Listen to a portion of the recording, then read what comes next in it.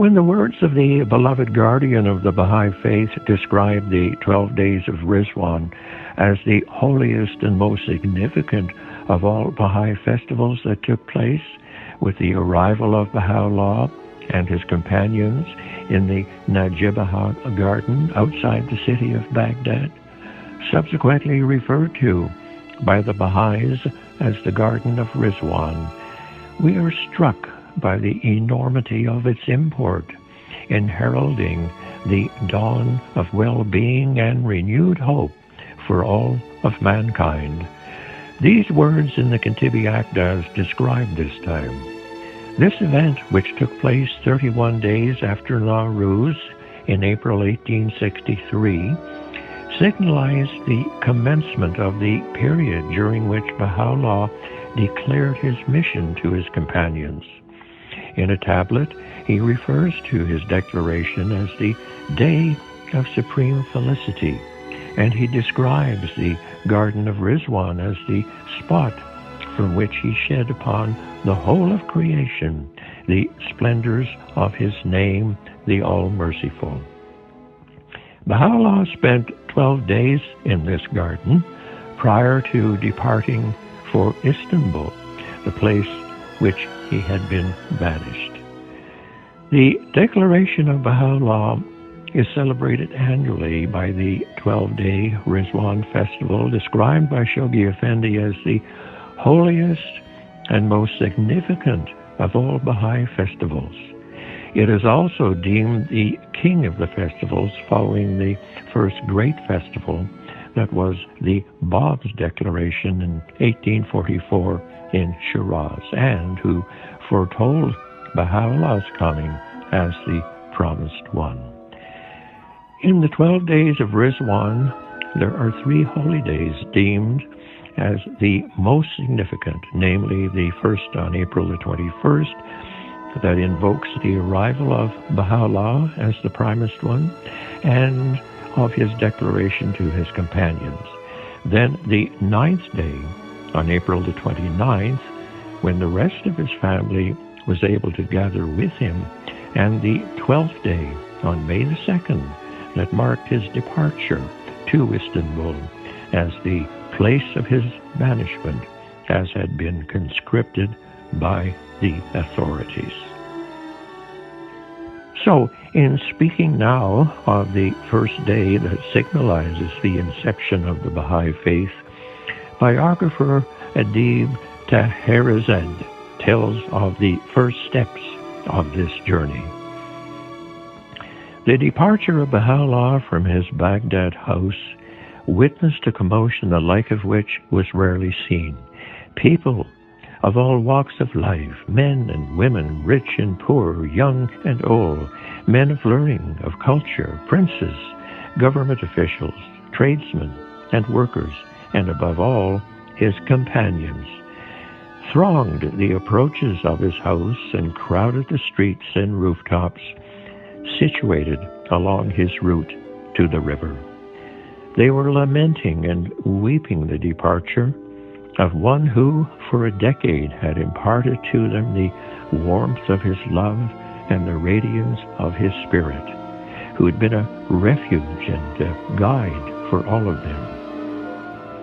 Abdu'l-Baha has described how, upon his arrival in the garden, Baha'u'llah declared his station to those of his companions who were present, and announced with great joy the inauguration of the festival of Rizwan. Sadness and grief vanished, and the believers were filled with delight at this announcement. Although Baha'u'llah was being exiled to far-off lands and knew the sufferings and the tribulations which were in store for him and his followers, yet through this historic declaration, he changed all sorrow into blissful joy and spent the most delightful time of his ministry in the Garden of Rizwan. Indeed, in one of his tablets, he has referred to the first day of Rizwan as the Day of Supreme Felicity, and has called on his followers to rejoice with exceeding gladness in remembrance of that day. Shoghi Effendi speaks of the festivals as with Baha'u'llah's acclaiming, "Were we to reveal the hidden secrets of that day, all that dwell on earth and in the heavens would swoon away and die, except such as will be preserved by God, the Almighty, the All-Knowing, the All-Wise." Such is the inebriating effect of the words of God upon the revealer of his undoubted proofs that his pen can move no longer. The beloved Guardian also quotes Baha'u'llah's chronicler Nabil in speaking of those compelling and memorable days. One night, he continues, "I happened to be one of those who watched beside his blessed tent.